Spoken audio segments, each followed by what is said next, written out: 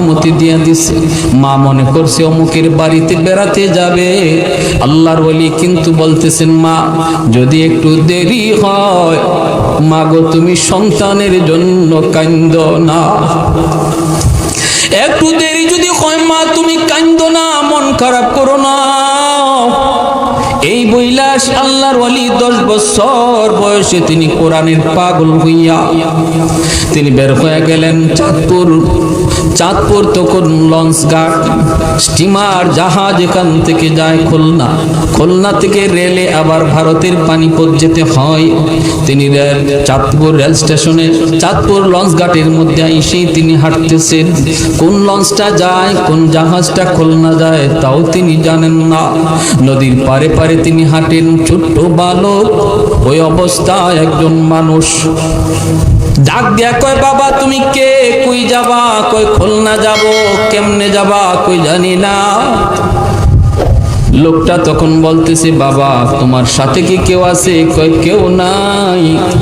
লোকটা তখন বলতেছে, আমার সাথে তুমি চলো, আমার বাড়ি খুলনা, আমি এখানে বেড়াইতে এসেছিলাম আমার মেয়ের বাড়িতে, খুলনা যাব বাবা, তুমি আমার সাথে উঠো।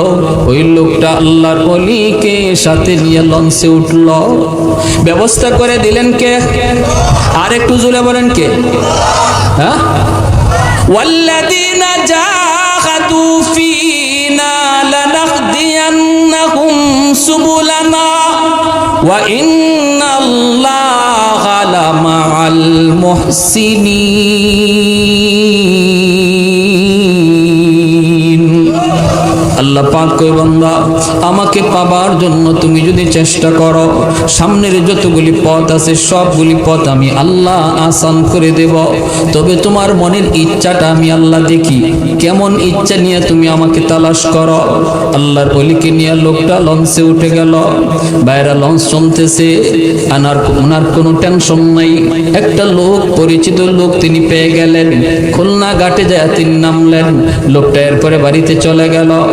এইদিকে ওনার যত যা কিছু প্রয়োজন ছিল লঞ্চের লোকটায় ব্যবস্থা করে দিয়েছে। তিনি সেখানে নামলেন নাই। এখন তিনি কেমনে যাবেন, কোথায় রেল স্টেশন, কিছুই তো জানেন না, কিছুই তো বুঝেন না। অচেনা অজানা, নিজেও একদম ছোট্ট বাবু। হঠাৎ করে একটা পাগলা কুকুর, আল্লাহর ওলি, ওনার পায়ের মধ্যে কামড় দিয়া বসলো। পাগলা কুকুরের কামড় খেয়ে তিনি রাস্তায় পড়ে গেলেন। হাউমাউ করে কাঁদতে শুরু করলেন। এলাকার মানুষজন দৌড়ে আসলো। আয়েশা তাড়াতাড়ি করে তারা ধরলো। চেহারার দিকে তাকায়, চেহারার দিকে তাকায় দেখে বড় মায়া লাগে, মায়া লাগে। কারণ আল্লাহ যারে বৃদ্ধ বয়সী, যৌবন বয়সে যারে ওলি বানায়, শিশুকালেই তার চেহারার মধ্যে আল্লাহ ওলির নূর ঢুকায় দেয়। মানুষের অন্তরে মায়া দরুদ লেগে যায়। মানুষজন বড় মায়া কইরা কুলে নিয়া দৌড়ায় তারা ডাক্তারের কাছে নিয়ে গেল। আল্লাহর ওলি ছোট্ট বাবু, 10 বছর 12 বছর তিনি তো কান্দেন, মালিক আমি তো বের হয়েছি তোমার কোরআনের পাগল হইয়া, কিন্তু কেন কোথায় কামড় দিল আমি তো কিছু বুঝি না, বুঝো তুমি মালিক। হাসপাতালে নিয়ে গেল এলাকার মানুষ চিকিৎসা করার জন্য।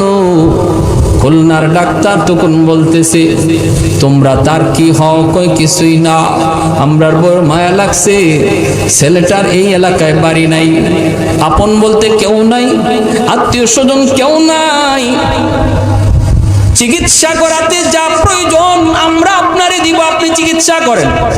ডাক্তার বলতেছে চিকিৎসা তো পরে, টাকা তো পরে, আগে চিকিৎসাই তো হবে না। কই কেন? কই পাগলা কুকুরের কামড়ের চিকিৎসা বাংলার জমিনে কোথাও হয় না রে। কোথায় হয়? ডাক্তার বলে এই চিকিৎসা শুধুমাত্র একমাত্র ভারতের পানিপথ হয়। আরেকটু জোরে করুন না সুবহানাল্লাহ। আল্লাহর ওলি বের হয়েছেন, কই যাবেন? কোথায় যাবেন? যাবেন পানিপথ।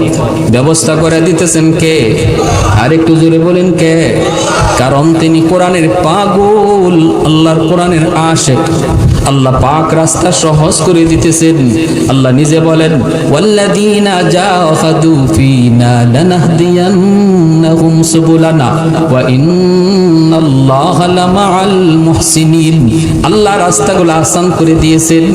মানুষজন চিকিৎসা করার জন্য টাকা পয়সা উঠাইলো, এরপরে তাকে রেল স্টেশনে নিয়ে গেল।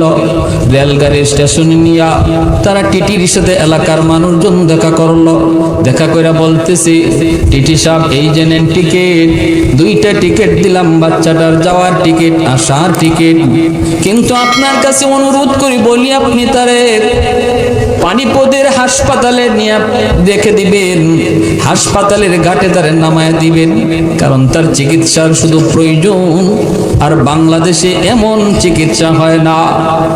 আল্লাহর ওলি রেলগাড়িতে উঠলেন, ভাইয়েরা বন্ধুরা হাসপাতালে নামায় দিল, চিকিৎসা হলো, কিন্তু চিকিৎসা তো ওনার উদ্দেশ্য নয়। ছোট্ট কালে তিনি বুঝে গেছেন, মালিক এটা তো মূলত কুকুর নয়, তুমি পাঠাইছো, ঠিক কিনা? এটা তো মূলত কুকুরের কামড় নয়, আমাকে পানিপথ পাঠানোর উসিলা বানাইছো, আমাকে পানিপথ বানানোর উসিলা বানাইছো মালিক। দৌড়ায় তিনি মাদ্রাসায় গেলেন। মাদ্রাসায় যাইয়া বড় হুজুরের কাছে সব বৃত্তান্ত কইলা বললেন। হুজুর বলতেছে, বাবা রে, বড় কষ্টের সংবাদ, কষ্টের খবর তুমি শোনাইছো, ছোট্ট বালক, এত কষ্ট করে তুমি পানি পৌঁছাইছো, কিন্তু বাবা শোনো, আমার মাদ্রাসার ভর্তির টাইম শেষ, আর তো ভর্তি করার কোনো সুযোগ নাই, এখন আর কোনো ছাত্র নেওয়ার সুযোগ নাই, আমার যদ্দূর কৌটা ছিল কৌটা ফিল আপ, থাকার জায়গা নাই, খাওয়ার জায়গা নাই। তখনকার সময়ে ভারতের পানিপথ এলাকা অত্যন্ত গরিব ছিল, মানুষজন কোনো রকম চলতেছে, মাদ্রাসাগুলিও কোনো রকম চলে। বড় হুজুর বলতেছে, বাবা ভর্তির টাইম শেষ, আর ভর্তি করার সুযোগ তো নাই, বাকি তোমাকে বোর্ডিং এ রাখার মতো আমার কোনো সুযোগ নাই। আল্লাহর ওলি উস্তাদের পায়ে পড়ে কান্দেন আর বলেন, উস্তাদজি আমাকে আপনি আর ফেরত দিয়েন না, আমাকে আর ফেরত দিয়েন না গো, কুকুরের কামড় সহ সব সহ্য করেছি শুধু এই মাদ্রাসার স্বপ্ন দেখে, আমাকে আপনি ফেরত দিয়েন না।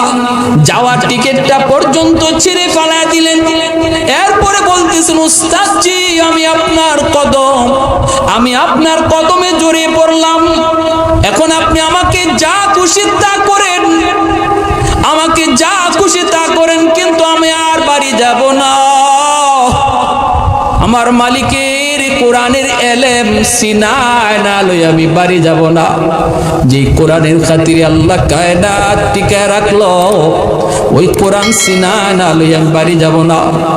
এইবার উস্তাদ বলতেছে, বাবা বাবা মুহাম্মদুল্লাহ, একটা পথ আছে, তোমাকে ভর্তি করতে পারি, তুমি শুধু ক্লাসে বসবা, ক্লাসে পড়া নিবা, ক্লাসের পড়া তুমি শুনাইবা, কিন্তু মাদ্রাসায় থাকার কোনো জায়গা নাই, মাদ্রাসায় খাওয়ারও কোনো ব্যবস্থা নাই, থাকা খাওয়া তোমার নিজ দায়িত্বে, যদি তুমি এটা নিতে পারো তাহলে ভর্তি করতে পারি। আল্লাহর ওলি বলে, উস্তাদজি আমাকে এতটুকু সুযোগ দিল চলবে, আমি শুধু ক্লাসে বসবো আর ক্লাসের পড়া শুনবো আর নিব। এই বইলে আল্লাহর ওলি তিনি ভর্তি হলেন। ভাইরা বিকাল বেলা বের হয়েছেন, কোথায় থাকবেন, কোথায় খাবেন, আপন বলতে কেউ তো পানিপথে নাই, কার কাছে যাবেন, কার কাছে যায় থাকবেন। এলাকার একটা মসজিদের ভিতরে ঢুকলেন। এশার নামাজটা পড়ার পর সবগুলি মানুষ যার যার বাড়িতে যায়, কিন্তু একটা বালক মসজিদের কোনায় বসে বসে চোখের পানি জোড়া জোড়া কান্দে। মসজিদের মুয়াজ্জিন সাহেব ডাক দেয়া কয়, বাবা দরজা লাগায় ফেলমু, তুমি একটু মসজিদ থেকে বের হও। আল্লাহর ওলি তখন বলেন, চাচা যান, আমার যাবার কোনো জায়গা নাই, আমার বাড়ি ওই এলাকায় নয়, বাড়ি বাংলাদেশে, পূর্ব পাকিস্তান। আমি এখানে এসেছি আপনাদের মাদ্রাসায় পড়ালেখা করার জন্য। মাদ্রাসায় ভর্তির সুযোগ পেয়েছি, কিন্তু থাকা খাওয়ার সুযোগ নাই, আমার আপন বলতে কেউ নাই, এই এলাকায় আমার আত্মীয় বলতেও কেউ নাই, কার বাড়িতে যাব, কোথায় গিয়ে খাবো? আমি আপনার পায়ে পড়ে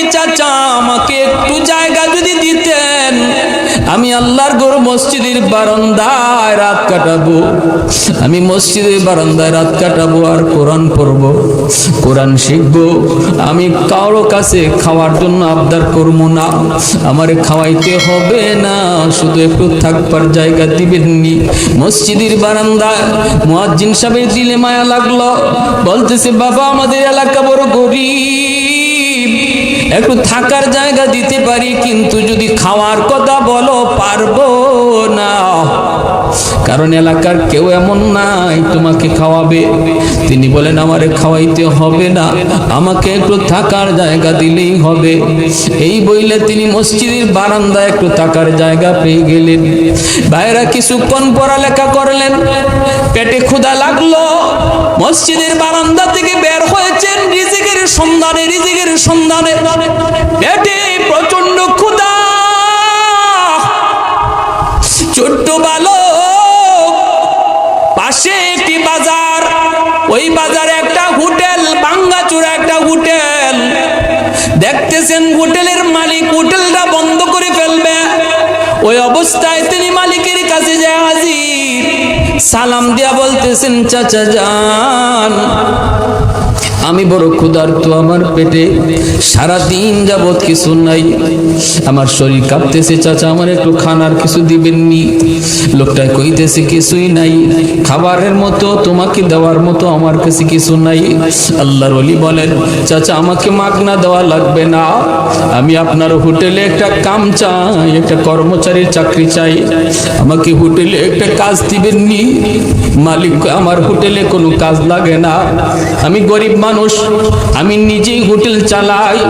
আল্লাহর ওলি বলেন আপনার হোটেলে মানুষজন যে খাওয়া দাওয়া করে, এই জুটা থালা বাসন যে থাকে, এই জুটা থালা বাসনগুলা তো ধোয়ার লাগে একজন লোক প্রয়োজন, আমি আপনার ওই বাসনগুলি ধুয়ে ধুয়ে দিব রাত 10টার পরে আইসা, বিনিময়ে আপনি আমাকে 2টা রুটি দিয়েন। যেই রুটিটা বিক্রি করতে পারেন নাই, সারাদিন যেই রুটি কেউ নেয় নাই, এমন 2টা রুটি আপনি আমাকে দিয়েন। ওই শক্ত 2টা রুটি আমি পানিতে ভিজায় ভিজায় একটা খাবো, আরেকটা রুটি সারা দিনের জন্য রেখে দিব। একটা রুটি ভিজায় ভিজায় খাইয়া আমি সারা রাত কাটাবো, আরেকটা রুটি পানিতে ভিজায় ভিজায় সারাদিন কাটাবো। বিনিময়ে আমি প্রতিদিন আপনার হোটেলে আইসা এই থালা বাসনগুলি নিজের হাতে পরিষ্কার করব। লোকটা তখন বলতেছে ঠিক আছে, তুমি যদি এইভাবে চাকরি করো তাহলে অসুবিধা নেই, আমি পয়সা টয়সা দিতে পারবো না। তিনি বলেন না আমার পয়সা লাগবে না, মসজিদের বারান্দায় থাকেন, আল্লাহর কোরআন শিখেন, আর রাত 10টার পর আইসা ওই হোটেলে ঢুইকা ওই থালা বাসনগুলি তিনি নিজের হাতে পরিষ্কার করেন। 2টা রুটি দেয়, একটা রুটি ভিজায় ভিজায় খান, সারা রাত চলে যায়, আর একটা রুটি খাইয়া তিনি মাদ্রাসায় যান। এইভাবেই পড়ালেখা চলতেছে রে ভাই। অল্প দিনের ভিতরেই তিনি ক্লাসে 1 নাম্বার ছাত্র হয়ে গেছেন। ব্রেইন, জেহেন, জাকাত, মেধা শক্তি, আদব, আখলাক, বিনয়, সর্বগুণে উস্তাদদের কাছে নজরে পড়ে গেলেন, উস্তাদদের মায়ার নজরে পড়ে গেলেন। উস্তাদরা বড় মায়া করে, কিন্তু এই কথা জিগাইবার কোনো সুযোগ নাই, কারণ বড় হুজুর নিজেও জানেন আমি আমার মুহাম্মদুল্লাহরে যদি জিগাইও কই থাকো কই খাও, হয়তো এমন বিবরণ দিবে যে বিবরণে আমি সইতে পারবো না, কিন্তু আমার তো কোনো ব্যবস্থা নাই, এজন্য উস্তাদও কিছু জিগায় না। বাইরে বন্ধুরা এইভাবে চলছে, দিন চলছে, রাত যায়। হঠাৎ করে ওই এলাকার একটা মানুষ মারা গেল। জানাজার নামাজ পড়ার জন্য মাদ্রাসার গেইটে, মাদ্রাসার বারান্দায়, মাদ্রাসার মাঠে জানাজা হাজির। উস্তাদগণকে দাওয়াত করা হলো, ছাত্ররা জানাজায় শরীক হলো। ওই এলাকার রসুম ছিল জানাজার পর মাদ্রাসার একজন ছাত্রকে 40 দিন তারা খাওয়াইতো। যেই মানুষটা মারা গেছে তার ওয়ারিস, তার ছেলে মেয়েরা 40 দিন একজন ছাত্ররে খাওয়াইতো। মাদ্রাসার উস্তাদ বড় হুজুরের কাছে ওয়ারিস সে ডাক দিয়া বলতেছে, উস্তাদ জি একজন ছাত্র দেন, আমরা তারে 40 দিন খাওয়াবো। সাথে সাথে উস্তাদের মনে পড়ে গেল বাংলার জমিন থেকে আসা মুহাম্মদুল্লাহ। আমি কোনোদিন আমার মুহাম্মদুল্লাহকে জিগাইতে পারি নাই কই খায় কই থাকে। এ বাবা মুহাম্মদুল্লাহ আয় বাবা আয়। বাবারে আমি জিগাই নাই, কারণ আমি অপারগ। আজকে থেকে আর তোমার এইভাবে সেইভাবে কাজ করা লাগবে না। 40 দিনের জন্য তোমার লজিং ঠিক হয়ে গেছে। আল্লাহর ওলি তিনি ওই বাড়িতে গেলেন। 40 দিনের জন্য থাকা খাওয়ার আর কোন টেনশন। ভাইরা বন্ধুরা, দিন যায় রাত যায়, 39 দিন হয়ে গেল। আর একদিন মাত্র বাকি আছে, লজিংয়ের মেয়াদ শেষ। সাথে সাথে এই এলাকার আরেকজন মানুষ মারা গেল। জানাজা মাদ্রাসার মাঠে হাজির। জানাজা শেষ হওয়ার পর হুজুর ছাত্র দেন 40 দিনের জন্য। বড় হুজুরকে আমার মুহাম্মদুল্লাহরে নিয়ে যাও, কারণ অমুকের বাড়িতে তার আগামীকালকে খানার মেয়াদ শেষ। আগামীকাল বাবা মুহাম্মদুল্লাহ, আগামীকাল থেকে অমুকের বাড়িতে তোমার লজিং। ওই বাড়িতে তিনি চলে গেলেন। দিন যায় রাত যায়, 10 দিন 20 দিন 30 দিন 39 দিন যেই মাত্র হয়, আর মাত্র বাকি আছে একদিন। আরেকজন মানুষ মারা গেল। মাদ্রাসার মাঠে জানাজা হাজির। উস্তাদ জি ছাত্র দেন, এ বাবা মুহাম্মদুল্লাহ, আগামীকাল থেকে অমুকের বাড়িতে তোমার লজিং। চলে গেলেন। একই কায়দায় 39 দিনের মাথায় আরেকজন মানুষ মারা গেল। এলাকার মধ্যে হইচই পড়ে গেল। ঘটনা কি, কয়েকদিন পর পুরি এলাকায় একজন করে মানুষ মারা যায়। উস্তাদ দেখতেছেন, ভালো করে দেখতেছেন। 10 দিন 20 দিন করেও না, 39 দিনের মাথায় গিয়ে একজন মরে। উস্তাদের বুঝ হয়ে গেছে ঘটনা তো বড় জটিল, ঘটনা বড় সঙ্গীন, ঘটনা বড় খতরনাক। উস্তাদ জি এবার বলেন ঘটনা কি, ঘটনা কি? উস্তাদে কয় আমিও তো বুঝি না ঘটনা কি। এই রাতে আল্লাহর ওলি ঘুমাইছেন। উস্তাদ জি বড় হুজুর, স্বপ্ন যুগে আমার মন্নার নবী, মায়ার নবী, মরুর দুলাল, সরওয়ারে তু জাহান নবী মুহাম্মদুর রাসূলুল্লাহ সাল্লাল্লাহু আলাইহি ওয়াসাল্লামের সঙ্গে বড় হুজুরের সাক্ষাৎ হয়ে গেল। স্বপ্ন যুগে আল্লাহর নবীর সঙ্গে সাক্ষাৎ। পেরেশানিতে আছেন বড় হুজুর।